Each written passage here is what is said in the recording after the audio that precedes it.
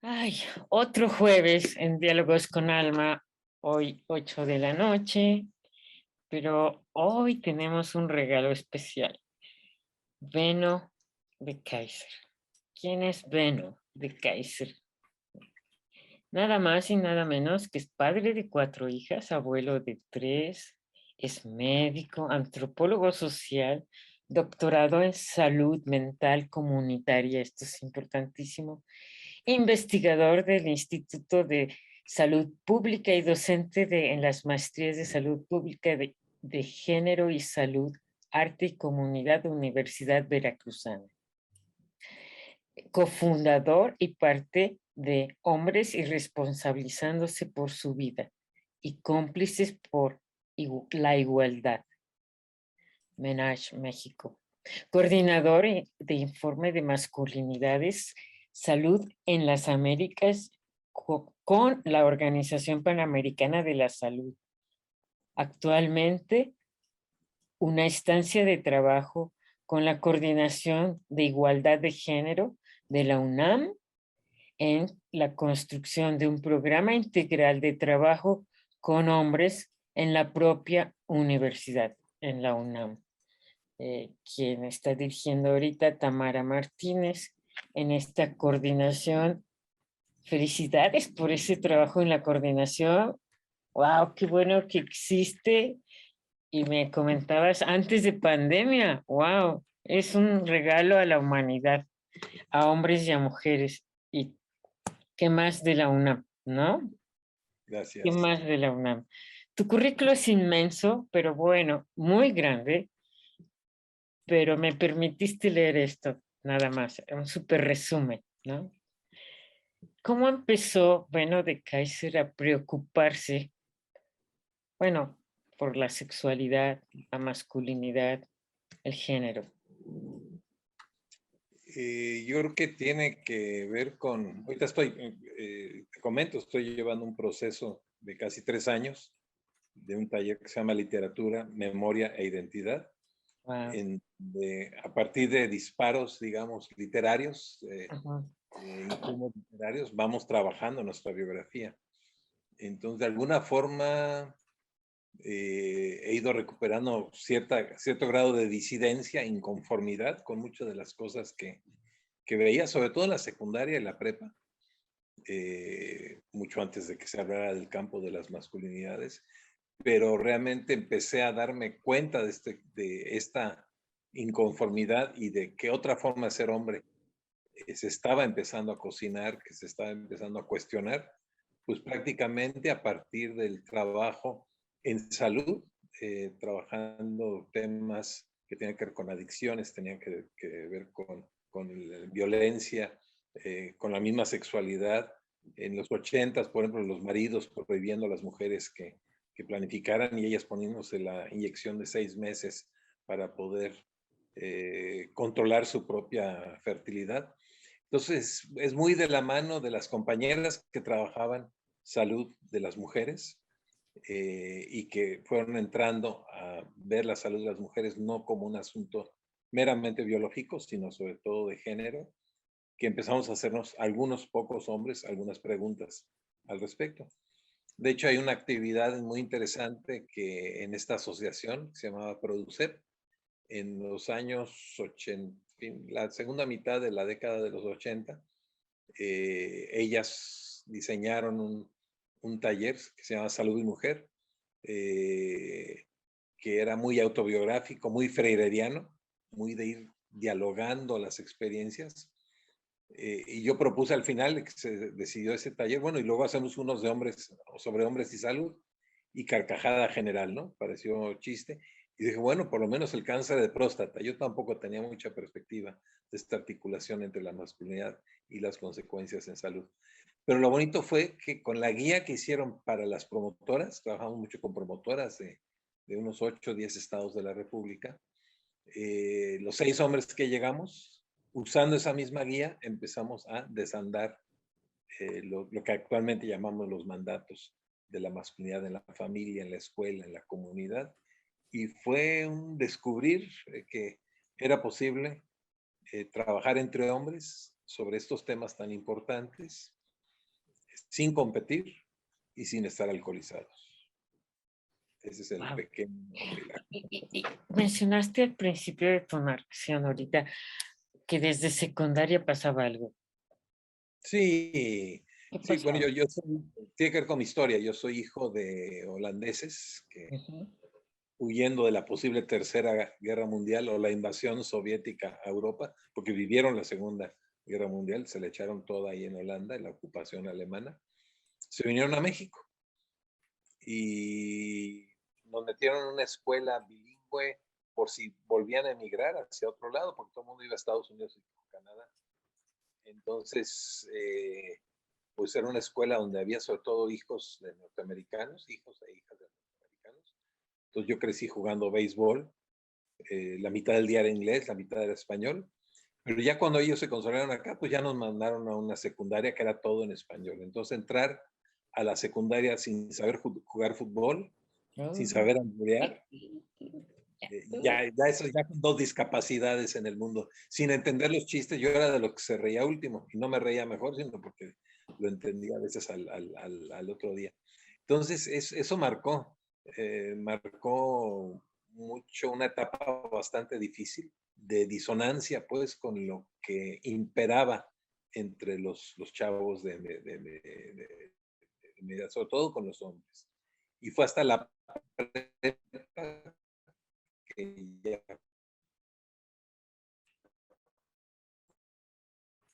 Mm. Se está pausando tu audio.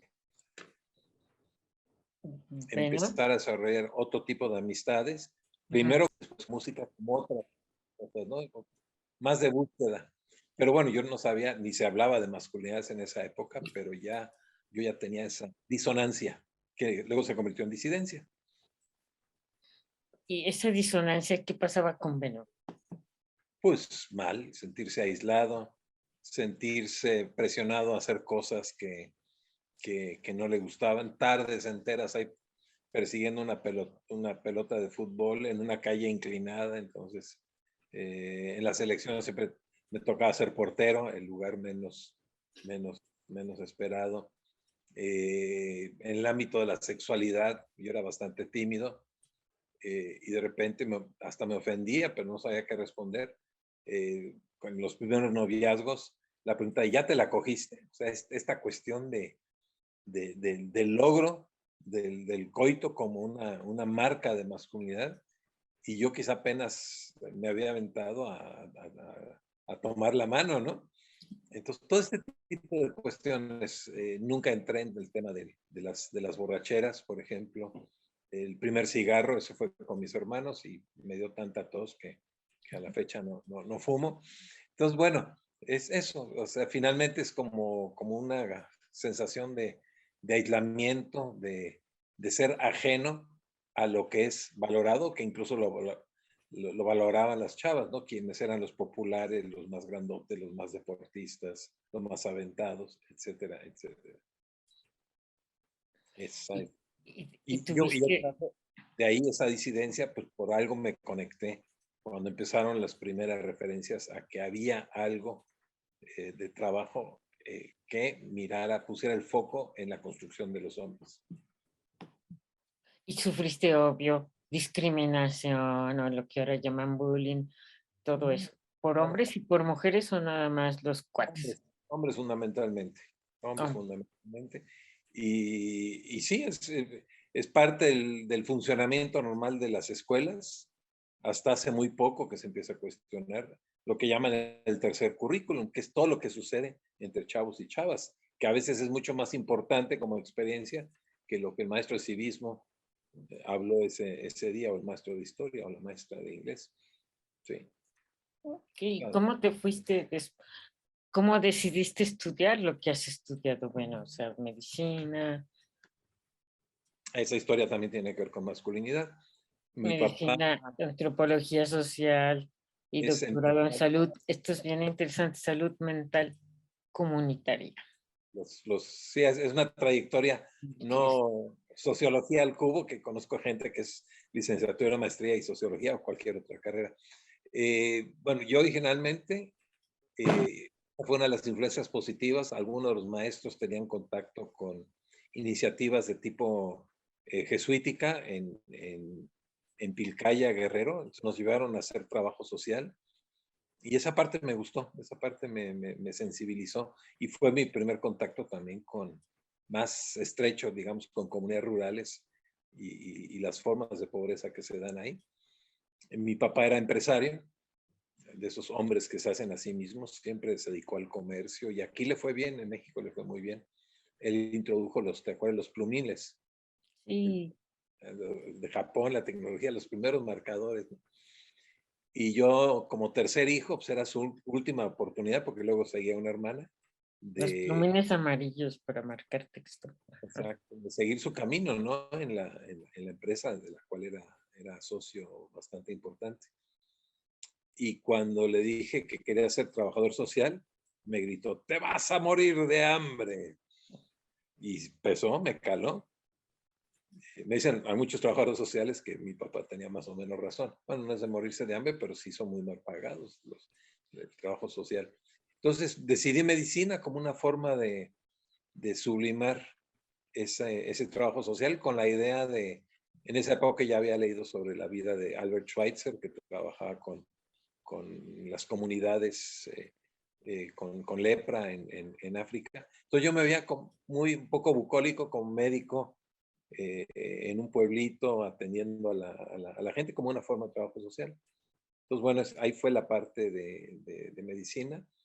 Hice mi internado en Costa Rica y ahí nos conectamos con los refugiados nicaragüenses en plena época del sandinismo.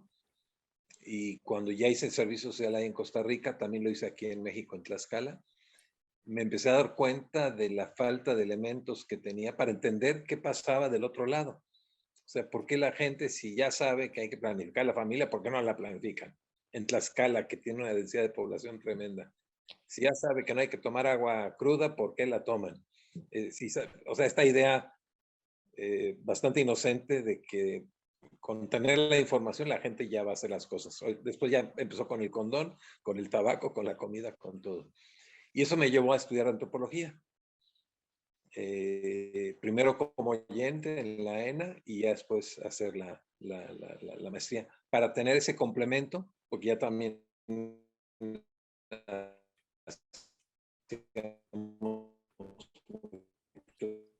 Se está yendo tu audio, pero en salud desde no te Pablo Freire. escuchamos, no te Entonces, escuchamos, no ¿a te dónde se está yendo? escuchamos. ¿Me acerco un poquito Ajá. más? Sí, no te Hola, escuchamos, hola. ya, no te escuchamos la última frase, digamos. Se empezó Ok. ajá. A ver, ¿ya está mejor? Uno, dos, tres. Sí, está mejor, Bien, gracias. bien. Entonces, la antropología me ayudó a entender un poco Ajá. las causas de la resistencia y a veces justificada a los consejos directivos, impositivos que se dan desde el sector salud. Entonces me daba una visión como más compleja. Y en la asociación esta que te menciono, no solo empezamos a entender más sobre el género de las mujeres, el género de los hombres y cómo afecta la salud, sino que también empezamos a trabajar mucho más lo de salud mental, orientados por la gente del ILEF, que nos dio como elementos básicos para trabajar, por ejemplo, con la población refugiada guatemalteca que estaba en el sur del país, o para Con el entender ILEF, en el más instituto. Ajá. profundamente, sí, el Instituto Latinoamericano de Estudios de Familia. Exacto. Está Y fuerte. eso nos llevó al campo no de la psicología, sino de la salud mental, más a nivel preventivo. Y también a los promotores y a las promotoras de salud, pues también les dábamos elementos básicos de atención básica en salud mental. Entonces, así ha sido ha sido como una traslación hacia diferentes campos. Y para aterrizar todo esto en tu trabajo con las cuestiones de la masculinidad, ¿no? Y qué pasó contigo con el feminismo y luego la masculinidad. cómo fueron construyendo esos espacios tan importantes. Bueno, eso tiene más o menos a finales de los 90 empezaron a circular algunos textos para Canadá, Estados Unidos, en torno a la necesidad de revisarnos los hombres, y no solo revisarnos, sino activarnos, ¿no? Ya entrando en este siglo ya estaba agarrando fuerza la campaña del listón blanco, que cuestiona y busca comprometer a los hombres a no ejercer violencia hacia las mujeres en una forma colectiva y pública. Algunos escritos que hablaban desde mi mirada de género de un poco de la crisis o el malestar masculino, la crisis de la masculinidad. Y yo en esa época ya estaba en crisis, también estaba pasando mi primera separación, que me metió en una crisis, ya siendo papá de dos niñas. Entonces como que resonó esta parte de que, bueno, es esto que yo vivo como el ser hombre en México, en este ámbito, pues es algo que trae un montón de aprendizajes, una serie de mandatos y una serie de consecuencias hacia las mujeres, pero también hacia los propios hombres. Y una de esas consecuencias principales, pues, es el tema de la violencia, que eso fue, esta especialización, digamos, en ese campo vino después. Empezamos a hacer talleres sobre hombres y salud mental, incluso talleres mixtos, hombres y mujeres buscando espacios de diálogo, por ejemplo, sobre la sexualidad, sobre la salud reproductiva, como una forma ¿En de... qué año fue esto? ¿Perdón? ¿En qué año fue esto? Más o menos. Esto ya finales de los 90 y la 90. primera. Estábamos en los años 90. Estabas Sí haciendo una es. reflexión de este trabajo que iniciaste con hombres, en grupos de hombres y luego grupos mixtos. Exacto. Y por Y de ahí te ahí, conocí, creo, por los años 90, ¿no? claro, ahí estábamos finales de los 90, principio En de el 2000. Colegio de México, ¿no? Exacto, en el seminario sobre sexualidad, como un Maravilloso, maravilloso maravilloso. proceso. Único. Jamás en Ujú, mi vida he vivido algo tan valioso, de verdad, ujú, ujú. porque era interdisciplinario. Así Porque es, muy. muy, ¿verdad? ¿Y qué más? ¿Cómo empezó, bueno, en estos 90s estábamos en los grupos de hombres y luego mencionaste los grupos mixtos de hombres y mujeres? De hombres y mujeres. Sí, tanto con, poco a poco fuimos trabajando cada vez más, a veces solo con hombres, a veces en grupos mixtos, y había en Salud y Género, fue la primera organización que empieza a trabajar género y salud Ujú. como población mixta. Había colegas, tanto hombres como mujeres, desde su fundación. Entonces teníamos la capacidad de estar trabajando en paralelo y después buscar plenarias muy cuidadosas. Tuvimos varias generaciones de diplomados de trabajo en salud con mujeres y con hombres, algunos diplomados especializados en el trabajo con jóvenes. Ahí fuimos introduciendo la metodología del programa H, trabajando con hombres jóvenes, el programa M, trabajando con mujeres jóvenes, y el programa D, trabajando el tema de que no es problema por la discriminación, el tema de la diversidad sexual, jóvenes en diversidad sexual. Entonces eso fue una experiencia realmente muy, muy gozosa, porque nos permitió trabajar en contextos muy, muy distintos en diferentes estados, a nivel urbano, a nivel rural, también trabajando con comunidades rurales, sobre todo en Chiapas, el trabajo mucho más fuerte. Y bueno, y aprendiendo con las comunidades. En esa época no se hablaba de interseccionalidad, pero el trabajo cotidiano nos hacía darnos cuenta de que las realidades culturales, sociales, económicas eran muy distintas, y las condiciones de posibilidad hacia la igualdad de género también eran bastante distintas que a lo que vivíamos nosotros en lo cotidiano, o lo que veíamos en el ámbito urbano. Entonces sí, eso ha sido un proceso como muy, muy intenso, muy gozoso, y con resultados también interesantes. Fuiste de pionero en todo esto. Fuimos algunas personas. A nivel de organizaciones, casi empezamos más o menos al mismo tiempo. El laboratorio de exploración de la masculinidad, donde estaba Daniel Cassés, donde estaba Paco Cervantes, donde estaba Bernardo Lagarde de los Ríos, hermano de Marcela. Muy, Marcela.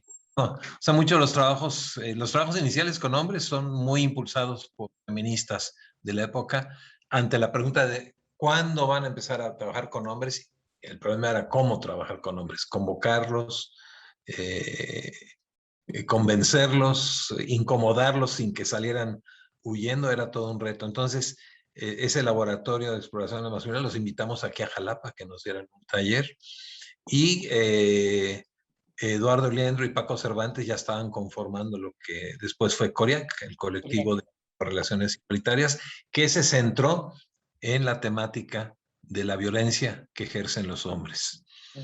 Que, bueno, a la fecha sí se reconoce, digamos, como la organización primera que empezó a trabajar esto en México y en Latinoamérica. Ellos convocaron ya cuando estaban con la metodología bastante consolidada, una metodología que aprendieron de Antonio Ramírez, que a su vez la adaptó a población latina en San Francisco, California. Convocaron a que nos formáramos como hombres que trabajan con otros hombres. Acudimos Mario Torres y yo. Mario Torres, él sí es trabajador social de Centros de Integración Juvenil, y nos trasladamos a México, a esos conventos que hay en Tlalpan, que dice Gabriela Rodríguez, que en Tlalpan hay un montón de psiquiátricos y un montón de conventos, y pasas por uno y no sabes si estás en un psiquiátrico o en un convento, no estás totalmente seguro. Ahí nos encerramos durante una semana a formarnos, y de ahí nos trajimos el programa que se llama Hombres Renunciando a su Violencia.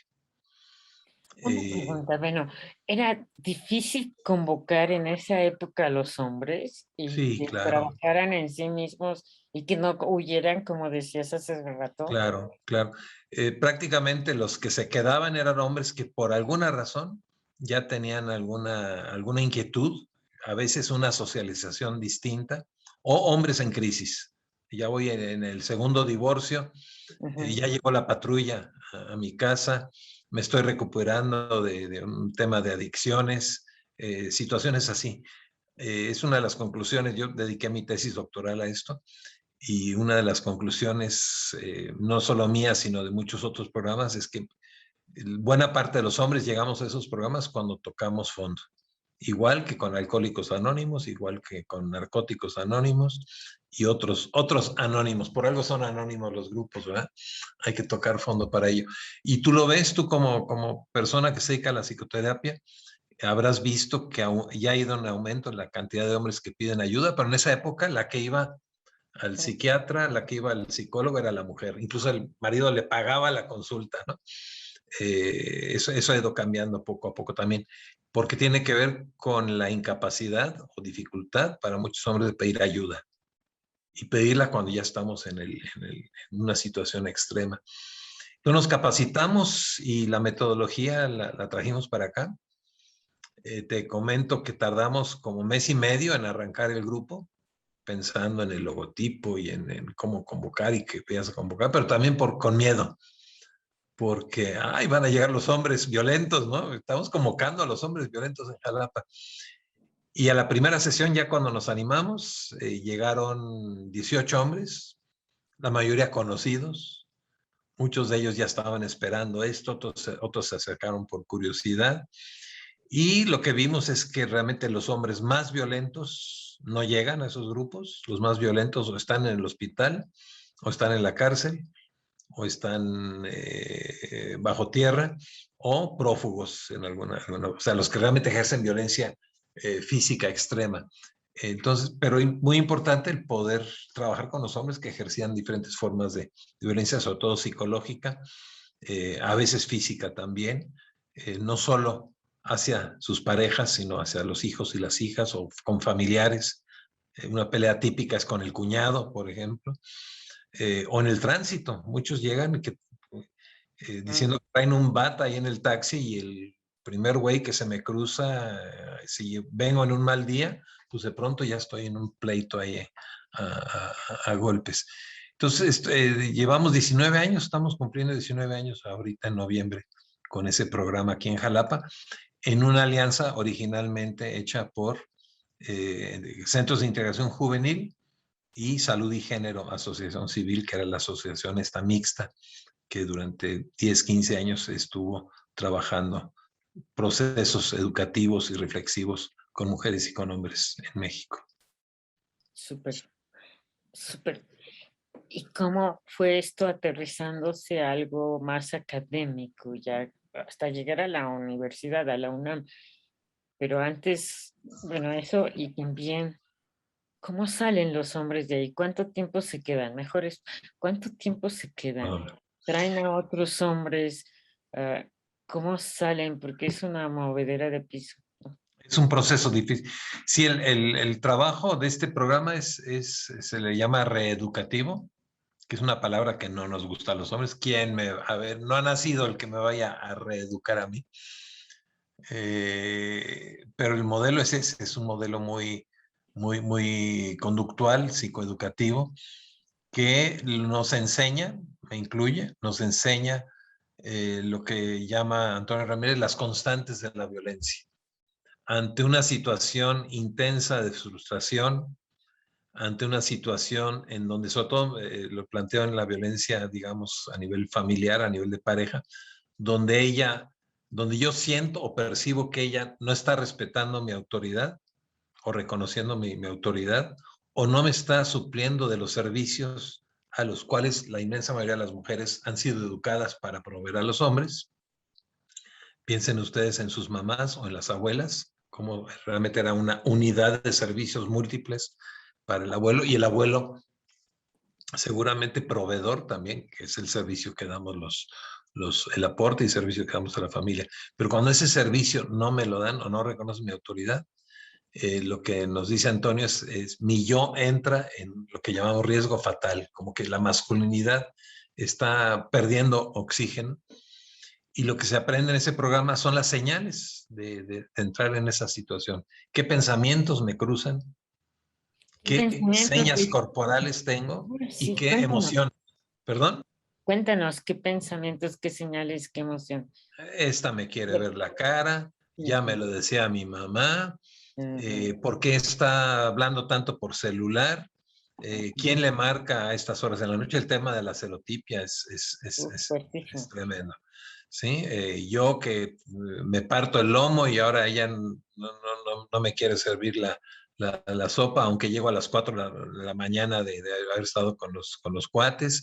Todo ese tipo de pensamientos. Señales corporales en donde cada quien reacciona con su cuerpo, pues de acuerdo a los aprendizajes también de la vida, ¿no? Pero así de que se me nubla la vista, se me calienta la cara, mucha fuerza en las manos, que eso precede a veces el acto violento, o mucha fuerza en las piernas, un vacío en el estómago, la respiración corta. Todo eso lo vamos preguntando ante un hecho específico de violencia. A ver, cuando pasó esto el fin de semana pasado, ¿qué pensamientos?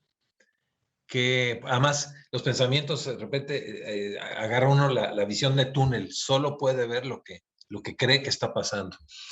Y las emociones, que salen todas las emociones sinónimos del enojo, la ira, el encabronamiento, la furia, pero tratamos de hacer un trabajo de, bueno, ¿y qué hay debajo de la furia? Ese es el trabajo que a veces, decía Paco, es arqueológico. ¿Qué hay debajo? No, pues es que, y a veces hay que estar preguntando, no, es que me da miedo que me deje. Hay un video que se llama ¿Qué ganamos con cambiar?, donde se refleja una sesión de estas. El miedo, la tristeza, la soledad. Entonces, esos sentimientos que los llamamos fundamentales se cubren con el tema de el enojo y la amenaza para tratar de controlar la situación. Y a veces a algunos hombres les sale durante un tiempo, pero llega un momento que ya no la puede controlar. Sobre todo cuando empieza a haber esta espiral de violencia. Entonces, ¿qué es lo que aprendemos y enseñamos? Es, bueno, en ese momento que me estoy poniendo mal, empezando por las señas físicas, me voy a retirar. Pero es algo que yo ya acordé contigo. Alma, la próxima vez que me ponga mal, te voy a hacer una señal y me voy a retirar por lo menos 1 hora, porque ya por experiencia sabemos que yo termino muy mal con estas situaciones. Entonces, es aplicar el retiro, un retiro sin alcohol, sin malos consejos, no salir en la moto a 120 por hora. Esto es útil para que nos escuchen. No empezar a darme cuenta de los pensamientos que me están atormentando, empezar a respirar para volver a lo que en Gentes llaman mi yo real, lo que Antonio llama mi yo real, que es, bueno, este soy yo y estoy pasando un mal momento que tengo que empezar a darme cuenta qué emociones, incluso ya con cierto entrenamiento, darme cuenta que esta bronca que estoy teniendo contigo es una reedición de broncas que yo tuve con mi papá o con mi mamá y que se actualiza, ¿sí? ¿Por qué te sientes nadie? ¿Por qué te sientes que no vales nada? ¿Por qué nomás te levanta la ceja y ya? Algunos le dicen, me tiro al piso, ¿no? Cuando levanta la ceja. Entonces, bueno, esto tiene que ver con experiencias tempranas, pues, que poco a poco los hombres se van dando cuenta, no en un primer momento. El primer momento es el retiro, el retirarme de esta situación de potencial violencia que en el 99% de los casos deja una cruda tremenda. Muy pocos hombres han podido reconocer placer en el momento y que después queden con ese placer de que, claro, le hizo un merecido. Casi siempre empieza la cruda por las consecuencias que esto tiene. Y a veces son consecuencias que llevan a la separación, a la cárcel, a abogados y todo este tipo de situaciones que sabemos. Y hay mucho, como decías, mucho miedo y mucha sensación de soledad atrás de esa Así es. violencia, ¿no? Sí. ¿Cómo trabajan con eso? ¿Cómo empezaron a trabajar con eso cuando iniciaron todo esto ustedes? Yo en los talleres uso mucho esta canción de Sting, Every Breath You Take. Yo hasta la bailé y pensaba que era una canción romántica. Cada respiración que tomas, cada paso que des, yo te estaré vigilando. Pues es una canción totalmente de control. Creo que a Alejandra le da risa. Sí, claro, es una canción de control. Y hay una parte donde Sting canta, no puedes ver que me perteneces y que no soy nada sin ti. Es como un niño que lo dejó su mamá, es así como un huérfano inmediato que no sabe qué hacer con su vida y le ruega por favor que regrese, para después otra vez cada respiración que tome. Y Sting reconoció que la compuso no después de su separación, que ella rompió con él, sino cuando ella empezó a andar con otro. Es como una puñalada, ¿no? Entonces el tema del control. Entonces el tema de los celos es un tema que trabajamos mucho. Tenemos talleres temáticos sobre comunicación, sobre sexualidad. Aparece el tema de educación de los hijos y las hijas cuando van creciendo y en la adolescencia empiezan a retar a los papás. El tema de los límites que pongo yo, pero los límites que ponen otras personas y poder respetar y renegociar esos límites son algunos de los talleres temáticos que vamos llevando. Y preguntaba sobre, bueno, ¿qué tanto permanecen los hombres? Sí, tengo que reconocer que la minoría permanece un largo tiempo. La mayoría permanece 10, 12, 15 sesiones. Y por lo menos en el seguimiento que pude hacer como parte de la tesis para salud mental comunitaria, me di cuenta que había diferentes trayectorias previas, o sea, las razones por las que llega el hombre y los elementos con los que llega durante el proceso y después. Y un colega en Perú logró hacer seguimiento a los que abandonan y encontró también 3 trayectorias. Una, que les funcionó el programa, por lo menos para parar la violencia física. Sabemos que la violencia psicológica es mucho más difícil de desmenuzar y de controlar, porque la segunda razón es porque encontraron otras alternativas terapéuticas o eclesiales, de repente se meten a la religión y les funciona mejor. Y una pequeña parte por reincidencia, ¿no? Ya venía yo bien y reincidí, entonces esto no me sirve, igual que con el alcohol, entonces abandono el programa. Entonces es interesante esta parte de que si bien es más o menos el mismo programa aplicado a todos, hay trayectorias distintas de los hombres de acuerdo a su historia de vida, a su nivel educativo, el tipo de violencia que ejerce, etcétera. Wow. Y se dispara esta adrenalina que los pone en un estado que no les permite ver más que, como tú dices, un Exacto. pequeño huequito. Y Visión de las túnel. manos se ponen muy fuertes y calientes. O sea, hay cambios bioquímicos súper fuertes, ¿no? Por un ojo. Totalmente. Entonces, si no detecto eso cuando va subiendo, es como el agua, la leche cuando va hirviendo. Si no le apago a tiempo al fuego, pues eso se rebalsa. ¿Cuánto tiempo dura? Prox, hasta que levantan los puños. Ay, es difícil decir. Es difícil, ¿verdad? Hay muchas metáforas. A mí me gusta mucho ir coleccionando las metáforas que tienen los hombres. Hay uno que dice, es que cada vez que me meto a bañar después de trabajar, ella se pone a lavar trastes y siento el chisguete de agua fría en la espalda, ¿no? O sea, ya hay una situación de lucha cerrada, ¿no?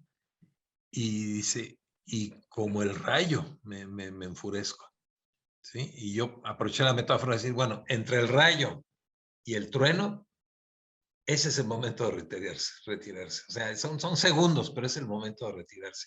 ¿Por qué? Porque estás aquí, porque has ejercido formas de violencia física muy fuertes a tu pareja, independientemente del reto de cómo mejorar la relación. Hay otro que después de una pelea horrible con los cuñados, en un intento de pegarle a un cuñado, le pega a su pareja en una fiesta, gran fiesta familiar, y él llega al programa diciendo, es que tengo que bajarle el volumen a mi radio. Esa es la metáfora. O sea, no tengo que apagar el radio, no tengo que revisarlo ni abrirlo, tengo que bajarle el volumen porque nunca le había pegado a ella. Entonces, interesante las metáforas. El riesgo fatal es a veces muy rápido, es un proceso casi automático, pero hay muchos hombres que llevan a veces días o semanas acumulando. O de repente traigo la bronca desde el trabajo, ¿no? Me pagaron menos de lo que tenían que haberme pagado el sábado, tuve un incidente en tránsito y ¿con quién me desquito? Pues de repente con el hijo, con la hija, con la pareja. Entonces, a veces viene el riesgo fatal así como larvado y porque hay un grito o porque se cae un vaso al suelo, de repente, ¡pum!, ahí estalla donde no debe estallar porque en el otro lugar no puedo estallar porque igual me despiden, ¿no? Entonces, es variable, cada hombre tiene que encontrar su variante. Yo me doy cuenta, por ejemplo, con tensión en los hombros, la mandíbula, la tensión en la mandíbula y los pensamientos, ¿sí? Y hay ese momento de decir, oye, me voy a replegar. Eso también puede aplicar para mujeres, para mamás y papás de familia, porque sí, generalmente no es el momento, digamos, ni para decir cosas, ni decir la última palabra y pegar un portazo, eso no es un retiro, porque eso deja la culpa. Me acuerdo de mi papá, cuando tenía fuertes peleas, no era muy frecuente, pero alguna noche a la 1 de la mañana se arrancó con el auto para regresar a las 3 de la mañana, pero esas 2 horas de zozobra, de que si se estampó en algún lado, forman parte también de la violencia. Si se estampa, más todavía es una violencia hacia sí mismo y hacia el resto de la familia. Claro, wow. ¿Qué edades has podido, de qué rango de edades llega a los... Llegan de 18, 19 hasta 60 y tantos. Bastante variadito. Hemos tenido ya 3 veces papás con hijos sesionando en en las mismas reuniones. Entonces, el rango es bastante variado. Llega gente generalmente con secundaria para arriba, llegan universitarios, que eso luego cuesta un poco porque tienen ahí todas las teorías y ya leyeron un libro y empiezan a hablar de la agresión desde la biología, ¿no? Pues que la agresión es un tema de la biología, pero en los humanos es violencia, ¿sí? Y tiene que ver con el poder. Y todo tipo de profesiones, taxistas, tuvimos un mago durante un tiempo, gente de la Sinfónica, aquí en Jalapa, muy, muy variado. Entonces, y algunos se han quedado bastante tiempo y se han convertido en promotores, que ya a su vez ya están trabajando con otros hombres, y eso es una cosa muy padre. Incluso trabajando en escuelas o haciendo campañas, por ejemplo, de no violencia hacia las mujeres. Entonces ha sido un trabajo muy, muy variado, que lo empezamos Mario Torres y yo, pero se han ido agregando otros colegas. ¿Qué escritos han? Artículos, libros, cuadernos, ¿qué se ha hecho en papel o ahora en computador? ¿Qué materiales de trabajo podrías recomendar? Bueno, hay un trabajo que se llama, a ver cómo se llama, que retomé una de las metáforas. Ahorita lo recuerdo. Imponer mi realidad inmediata enojado. Eso lo dijo un chavo de 19 años. Dice, yo lo que hago con la novia es imponer mi realidad inmediata, o sea, mi malestar, pero en forma de enojo, porque igual podría imponerlo desde el llanto, desde la manipulación, pero lo impongo enojado. Hay otro joven que fue de la misma, digamos, generación, que nos describió muy claramente un noviazgo reciente, más o menos, con poca diferencia de edad, él 19, ella 18, cómo percibió el efecto en ella de la primera vez que él se enojó y cómo ella se había atemorizado, ¿sí? Y cómo él había aprendido incluso a actuar el enojo, no estaba tan enojado como para inhibirla a ella, para provocar esta reacción de miedo y hacer lo que ellos querían. Entonces, imponer mi realidad inmediata enojado, eso está publicado en una compilación de género del Centro de Estudios de Género de la Universidad Veracruzana. La tesis mía, habría que buscarla, masculinidades, violencia y cambio, esa se puede encontrar en internet. Ahí detecto estas trayectorias diferenciales de los hombres y sistematizo los dilemas, como 20 dilemas de los hombres ante el tema de la violencia, desde reconocer la violencia, pedir ayuda, qué tipo de ayuda voy a pedir, voy al grupo, cada miércoles está ese dilema, hoy juega la selección contra no sé quién, y voy al grupo o me quedo en casa, ¿no? O hay el cumpleaños de no sé quién.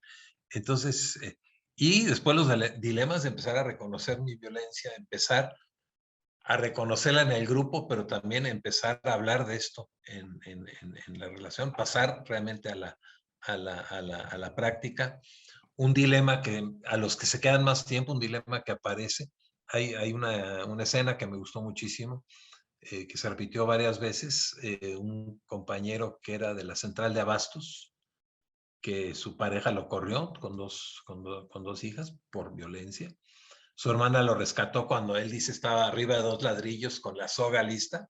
Su hermana lo rescató y empezó a trabajar no solo su adicción, sino también en su violencia. Y a medida que iba pasando, se fue acostumbrando, bueno, a aprender a hacer trabajo doméstico, a cuidarse, a cocinarse, a limpiar su espacio. Y después de 6, 7 meses empezó a entrar en duda, después de estar rogando querer regresar con la pareja, empezó a dudar, bueno, ¿realmente quiero regresar con ella? Y llegaban los nuevos así en todo el dolor de que me corrieron, ya me pidió el divorcio, y él de repente hablaba, es que no sé si realmente quiero regresar, o en qué condiciones quiero regresar. Ya me habló el otro día y creo que tengo que platicar con ella, ¿no? Entonces de repente el universitario que está todo desgarrado por dentro, escuchando al otro, diciendo, pues de repente es una situación que también tengo que, aunque me haya corrido, no necesariamente voy a encontrar la felicidad total si me acepta de nuevo, puesto que hay toda una serie de cosas mías y probablemente de ella que hay que resolver. Entonces, bueno, ¿Cómo imponer se mi llama tu verdad tesis? sí. Me gustaría escribir en el chat tu tesis para que la gente que esté interesada, Te la mando, ¿sí? te la mando. Y estaba buscando el libro que se hizo en el Colegio de México de Sexualidades, pero no lo encontré para enseñarlos, ¿no? Que también fue muy importante. Las compilaciones que se hacían Fue maravilloso ese trabajo que con Ivonne Sass. hicimos con Ivonne Sass y el Colegio de México. Y no se ha vuelto a repetir, ¿no? Claro. ¿Qué otra publicación? Hay una que sacamos apenas el año pasado, 2019, que es un documento solicitado por la Organización Panamericana de la Salud, donde por primera vez se deciden a trabajar género con hombres. Hicimos un análisis de todas las Américas, de cuál es la situación de salud masculina, desde los mandatos, las prácticas y sobre todo un análisis comparativo de la mortalidad entre hombres y mujeres. Y la hipótesis es que sobre todo los hombres, por la socialización, nos lleva en una proporción de 1 a 4 casi, a muertes violentas por violencia, por accidentes de tránsito, accidentes laborales, suicidio, que es un marcador así tremendo de la falta de capacidad de pedir ayuda, y ahogamientos, que ya ven que buena parte de nuestro continente tiene costa.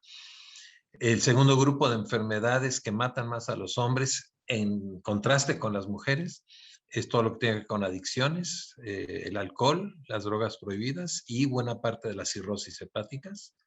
Y el VIH-Sida, que a pesar de que hace unos 20 años la tasa diferencial con las mujeres estaba reduciéndose, todavía está un 70% de mortalidad con hombres. Y tiene que ver también con prácticas de falta de autocuidado, junto con esta tendencia a las prácticas de riesgo.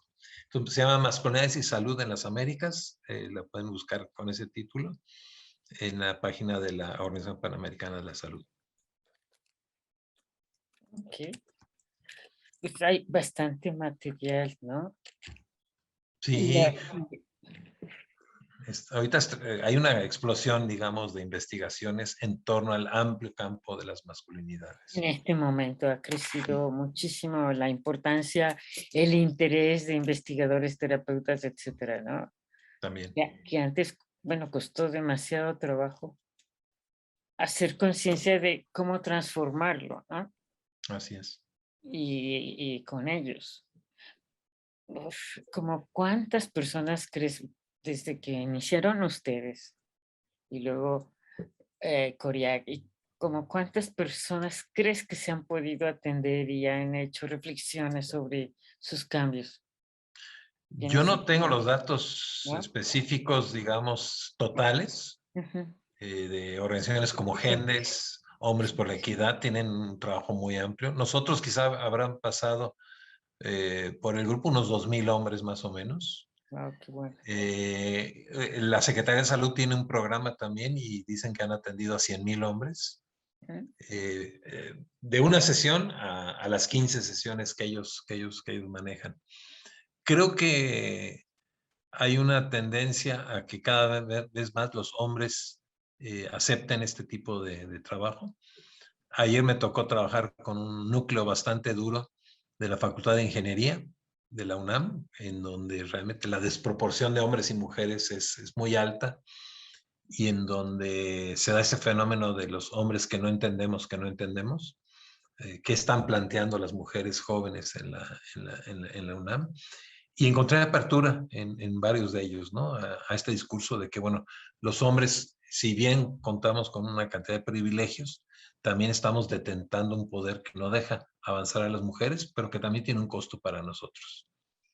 Hoy en la tarde, dos colegas trabajaron con el Instituto de Astronomía y empezaron apenas un taller con 20 hombres del Instituto de Astronomía. Entonces, es muy interesante, porque es gente que formada en la ciencia y que realmente nunca se había cuestionado este tipo de situaciones. Wow, qué interesante. ¿Qué han reaccionado? ¿Cómo han reaccionado las parejas, las mujeres que están alrededor de estos hombres? Bueno, a medida en que cede la violencia física, obviamente hay un reconocimiento, pero cuesta más, sobre todo si no busca uno apoyo terapéutico individualizado, cuesta mucho más ir controlando la violencia psicológica, porque además muchas veces esa violencia psicológica es recíproca. Hay uno de los compas que decía, no, pues es que cuando yo era así violento y mandón, ella era la de la colitis. Dice, ahora yo ando con colitis. ¿Sí? De estar reteniendo todos estos impulsos, ahora yo soy el de la colitis, lo decía como colmo, ¿no? O sea, estoy aquí viniendo con ustedes y ahora yo soy el de la colitis. Bueno, ese es un avance, pero ahí está el reflejo en tu cuerpo de una lucha que que no es de 5 sesiones o un taller de 2 horas, sino es un proceso que no termina. Estamos ahorita en formación de facilitadores con GENES, y ellos plantean que uno nunca se gradúa de hombre igualitario. O sea, en el proceso de vida todo el tiempo vas encontrando cosas. Yo como abuelo ahora me encuentro situaciones también en donde tengo que saber cómo responder. Por ejemplo, en la socialización de mis nietos, el nieto de 5 años, por ejemplo, ¿no? Cómo matizar un poco su afición al Spider-Man con otras cosas, ¿no? Que no le corten la tremenda sensibilidad que tiene, ¿no? Que no se especialice en Capitán América y Spider-Man como ejemplos de cómo estar ejemplos fantasiosos de cómo estar en el mundo, ¿no? Entonces uno no termina hasta el hecho de muerte. El bien morir es algo que, si ustedes ven en sus familias, tampoco se nos da muy bien a los hombres. Los hombres a veces luego entramos a procesos de declive muy tormentosos, como un buen ejemplo es la demencia de Hopkins en la película El Padre, cómo se convierte en una demencia muy violenta, muy dependiente, muy demandante. Y eso no es la demencia, es la historia de vida, ¿sí? Generalmente las demencias femeninas no tienen ese grado de alteración y de violencia. Fíjate que súper interesante. ¿Cómo llegaron hasta la UNAM a hacer la coordinación en la UNAM con Mara Martínez? Tamara Martínez. Bueno, el 2018 estuvo muy marcado por una cantidad de protestas, huelgas, tomas de facultades, filosofía y letras, psicología, trabajo social, algunas prepas también, con la protesta y el hastío de las mujeres jóvenes que dieron el paso adelante a tener formas de protesta mucho más marcadas, cosa que ya venían protestándose desde hace muchísimo tiempo. Y eso, bueno, puso en alerta a la UNAM, y desde Rectoría se decidió conformar esta Coordinación para la Igualdad de Género prácticamente 2 semanas antes de que nos mandaran a casa en la pandemia, a principios de marzo, pero inmediatamente después del 8 y el 9 de marzo, que fue tremendo, pues también en Jalapa, igual que en la Ciudad de México y otras ciudades. Tremendo, no solo para las mujeres, sino también para muchísimos hombres. De hecho, no nos dimos abasto en atender a diferentes grupos de hombres que querían entender qué estaba sucediendo, ¿no? Y hacia mediados del año pasado me invitaron a dar una conferencia sobre masculinidades dentro de un curso para toda la plana mayor de la UNAM. Y de ahí empecé a colaborar con talleres, apoyar talleres diagnósticos también con toda la plana mayor, todos los directores de prepa, nivel bachillerato, y institutos y carreras. Y de ahí salió la invitación a que junto con un equipo de 2 personas pudiéramos empezar a pensar lineamientos para el trabajo con hombres hacia el trabajo integral. Y bueno, en febrero empecé una estancia, ya somos un equipo mixto, con varios colegas que tienen bastante experiencia o la están construyendo. Y es interesante porque la Coordinación para la Igualdad de Género, a diferencia del Centro de Estudios de Género, Investigaciones y Estudios de Género, que se dedican más a la docencia, a las publicaciones, a la investigación, este es un proyecto comunitario, tiene que impactar en la comunidad, y la medida va a ser sobre todo la prevención de la violencia, y después, bueno, el aumento del bienestar, porque realmente hay mucho malestar, hay mucha polarización en la institución. Y lo que estamos planteando es una prioridad es atender a los hombres agresores o que ejercen violencia. Y esa atención tiene que ser también con sanciones reales y efectivas, porque se estuvo solapando mucho. Pero bueno, una vez que hay una sanción, pues también tener un programa como el que describí hace rato, en donde los hombres estén trabajando su violencia. Porque no basta con que me suspendan un mes sin salario y regreso a la misma comunidad. O sea, ¿dónde está el aprendizaje, no? Otro programa que es un programa preventivo, de trabajo preventivo, círculos de reflexión para hombres. Ahí lo que incorporamos es la metodología del Instituto WEM de Costa Rica. Para el primero nos está apoyando GENES en la formación, Y para el segundo, para el trabajo preventivo, es con WEM. Y WEM ha desarrollado una metodología que ha funcionado muy bien y que parte del malestar. No parte de la violencia de los hombres, sino del malestar. Que ando mal en la chamba, anda mal mi sexualidad, o ya tengo problemas con los hijos, me corrieron de la casa, ya me pusieron una orden de restricción, muchos llegan mandatados por ley, mis consumos de sexo, trabajo, sustancias, comida, o sea, la relación con la salud. Entonces, en esas sesiones son los hombres los que ponen el tema y es realmente fascinante. Porque a partir de ahí nos vamos conectando, a partir de lo que dice uno, el que pidió hablar primero, nos vamos conectando los otros. Entonces es otra estrategia. Fortalecer toda la parte del cuidado, no solo de la crianza, sino fortalecer la participación de los hombres en el cuidado desde la crianza de enfermos, lo doméstico y el planeta. Y estrategias más generales, comunicacionales y desde el arte hacia la igualdad de género también dirigidas hacia hombres. Son como los 4 pilares de esta aventura que no se está desarrollando en ningún lado. O sea, en las universidades hay muchísimo conocimiento sobre masculinidades, investigadoras e investigadores muy connotados, pero proyectos comunitarios, digamos, institucionales, continuos y de amplio espectro, no hay. Hay iniciativas más puntuales y temporales. Entonces creo que va a ser interesante. Algunos dicen que estamos haciendo historia, no la vamos a hacer hasta que los egresados del diplomado que estamos formando, 50 valientes que voluntariamente van a hacer este trabajo que se están formando desde agosto de este año. Wow, Está fascinante. padre. Está padrísimo. Ya casi terminamos, pero y quiero decirles que se va a abrir micrófonos, preguntas, respuestas, Claro. saludos y demás. Pero, ¿qué pasó con la pandemia? Creo que la violencia subió hasta Sí, ¿no? que muy, muy importante. Y sigue pasando porque todavía no Me terminamos quedó de para salir. quedarse, ¿no? Hay varias cosas que pasaron con la pandemia y bueno, otra instancia en la que participo, la mencionaste, la Red Cómplices por la Igualdad, la Red Nacional de Masculinidades. Detectamos por ahí de abril, más o menos en abril, ya estaba como en la prensa, en los noticieros, el aumento de las llamadas de petición de ayuda a las mujeres por violencia. Y en todas las conferencias y todos los materiales surgían estrategias para atender a las mujeres, incluso alguna clave que le puedo decir en la farmacia que sirva para entender que estoy padeciendo violencia, pero ningún mensaje a los hombres, que como decía uno, estaban como leones enjaulados en un espacio que no es el suyo. Los hombres estamos socializados para el trabajo, para el espacio público, pero no para el espacio doméstico, la mayoría de los hombres. Entonces lanzamos una campaña para tratar de llegar a los hombres en términos de atiende tu salud, cuida tu salud, tus adicciones, negocia los conflictos, no recurras a la violencia y no te pongas en una situación de ser atendido, sino entra en el tema de la corresponsabilidad.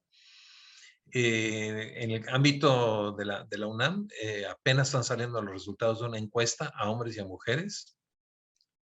Y ahí muestra que los hombres le entraron más al trabajo doméstico durante la pandemia, pero las mujeres duplicaron. O sea, las horas que más que agregaron los hombres, las mujeres duplicaron. Y antes había una diferencia de 10, 11 horas en lo que es trabajo doméstico, investigador y investigadora, por ejemplo, o docente y docenta, gente que está contratada, ambas en la universidad. Y ahora son 19 horas de diferencia dedicadas al trabajo doméstico por parte de las mujeres. Ahorita vengo saliendo de otro evento donde una de las compañeras hacía esta relación de no solo me dediqué más al trabajo doméstico, también me convertí en maestra de mis hijos. Le entré mucho más, mi esposo ayuda, pero le entré mucho más. Y además soy juez de paz, dice, porque estos 2 chamacos están todo el día encerrados y cada rato hay peleas y yo tengo que entrar como juez de paz. Por lo menos 3 funciones y todo. Y el espacio doméstico es espacio público porque es espacio de trabajo también. Que bueno, creo que lo hemos vivido también, que es toda y es espacio escolar. Entonces, la complejidad de la pandemia, hay muchas cosas que aprenderle. Entonces, los hombres sí le entraron más, pero las mujeres duplicaron su trabajo. Súper interesante. Dime, Beno, querido Beno de Kaiser, ¿cómo te gustaría ir cerrando o qué mensaje a las personas que nos siguen y nos seguirán en Facebook y en YouTube? ¿Y dónde te pueden encontrar? Ok. Quien quiera comunicarse contigo. Bien. Tenemos, bueno, primero, como mensaje, creo que quizá el mensaje principal es considerar que los hombres en el ámbito del género, la igualdad de género, llevamos un rezago de unos 60 o 70 años con respecto a las mujeres. Hay un informe de CEPAL, creo es, que dice que la igualdad sustantiva entre hombres y mujeres nos faltan unos 60 años para alcanzarla al ritmo que vamos. Salarios, propiedad, lugares de poder. Otros países en Escandinavia van mucho más rápido, pero con una visión mundial. Y entonces el cambio hacia la igualdad de género tiene que tocar también la vida de los hombres. Y para eso pues tenemos que reconocer el poder y el privilegio. Todavía los hombres gozamos de poder y privilegio. Hay muchos automatismos de las mujeres de los cuales nos beneficiamos.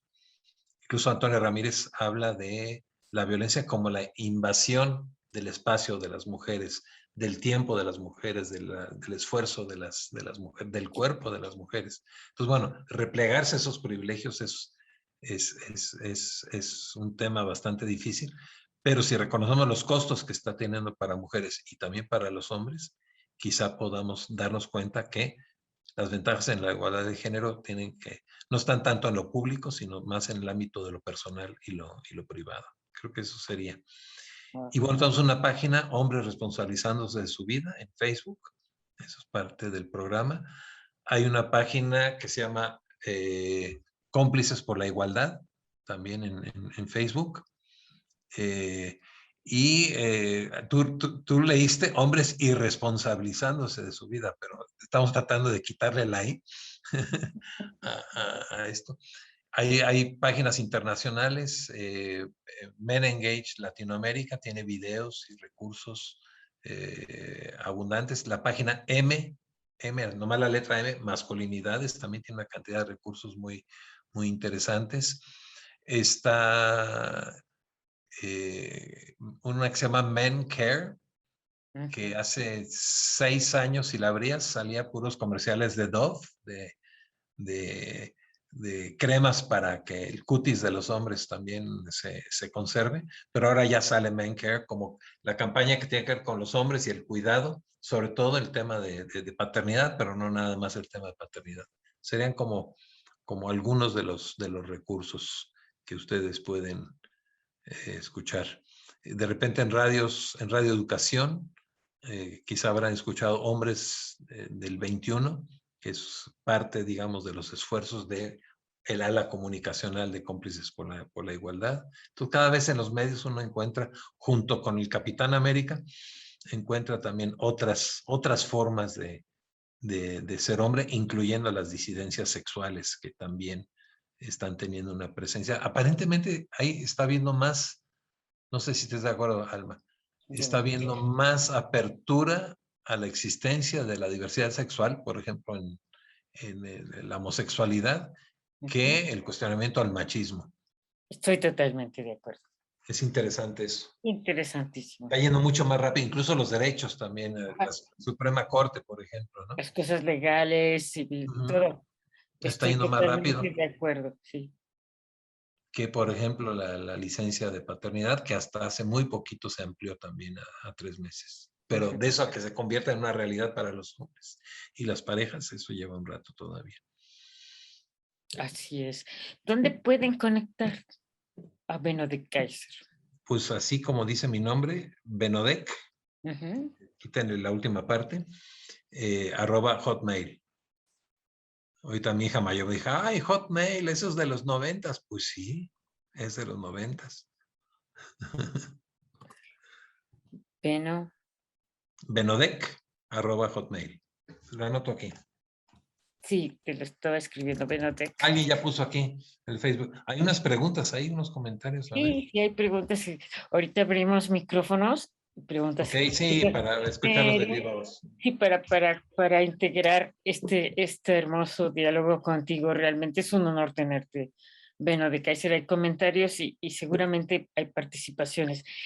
Quiero que comentes unas fotos que vamos a pasar y después Cierto. abrimos el micrófono. ¿Te parece? Esto no es radio, sino es radio por internet. Entonces, si pasamos el PowerPoint y me gustaría que comentes las fotos. Bueno, este es uno. Ay, homenaje y todo. No me había dicho que era homenaje, más un No, PowerPoint. alma. Alma. Ya Bueno, sabes, me eso conoces. habla de tu alma. Esa imagen me gusta mucho porque es en un cafecito en la Ciudad de México donde estaba un vidrio estrellado sin haberse caído atrás, entonces me parece así como medio dramática, no sé por qué me gusta. Pero Muy bonita foto. Pues sí, es un homenaje a Beno de Kaiser bueno, por gracias. por fundar tantos iniciativas, trabajo y cambios a las comunidades y a la comunidad de los hombres y la masculinidad. Muchas gracias por la confianza. Aquí estamos. Vamos a ver las fotos. Ahí estamos el sábado pasado con nuestros facilitadores del Instituto Genes en un espacio de la unidad de seminarios en la formación de facilitadores para el trabajo específico en contra de la violencia hacia las mujeres. Siguiente. Esa me gusta mucho. Estamos un montón de hombres y mujeres que somos parte de la red Men Engage Latinoamérica. Men Engage en inglés sería hombres involucrados, que es el último coloquio que se hizo en vivo en Costa Rica y ahí estamos cerrando con las mojigangas, que es una tradición popular costarricense. Entonces muchos hombres y mujeres de todo el continente investigando, enseñando y haciendo proyectos aplicados hacia la igualdad de género. Fantástico. Ahí estamos con la directiva de hace 4 o 5 años de Men Engage Latinoamérica, colegas de hace mucho tiempo, de Nicaragua, 2 de Nicaragua y 1 de Chile, Osvaldo, Pancho Aguayo y Douglas Mendoza en un evento en Brasil. Ahí estoy yo nada más, ahí está mi correo. Me encanta esta foto. Está muy Nos bonita. queda grande la silla y necesitamos que se sienten más ahí. Ese es el tapabocas. Una de las primeras veces que rompí el cerco de la pandemia fue el año pasado, ir a la exposición de Van Gogh. En mis genes holandeses lo admiro mucho. Me compré la mascarilla van Goghiana y espero algún día poderme maquillar toda la cara de verde y el pelo de rojo para que me digan, señor, póngase la mascarilla. Súper. Esa es la portada, Masculinidades y Salud, dice arriba, pero no lo ven ustedes, en la región de las Américas. Entonces ahí damos, por eso hablamos en plural, porque hay diferentes formas de ser hombre, aunque a la mayoría de los hombres les llegan mandatos semejantes. Este es por la OPS, ¿no? La OPS. Uh-huh. Esto es viejísimo. Cuando apenas empezamos con los talleres de paternidad, los primeros talleres de paternidad, vean la cantidad de hombres que se pudieron juntar en un preescolar en día hábil, previa invitación a todos los niños y las niñas, al papá de que es para ti, ¿no? No que vaya mamá, no que vaya el abuelo, sino para ti. Trabajamos con ellos el tema de la paternidad. Ahí está por ahí Gerardo Ayala, hablando de nuestra experiencia de ser papá en un proyecto más amplio llevado por GEM. Súper. Aquí estamos en un CONALEP. Durante un buen tiempo estuvimos también apoyando con talleres de género dirigidos a docentes de CONALEP, en este caso en Quintana Roo, problematizando los temas que tienen que ver con ellos y con ellas, pero que también involucran a los chavos y las chavas que se están formando ahí.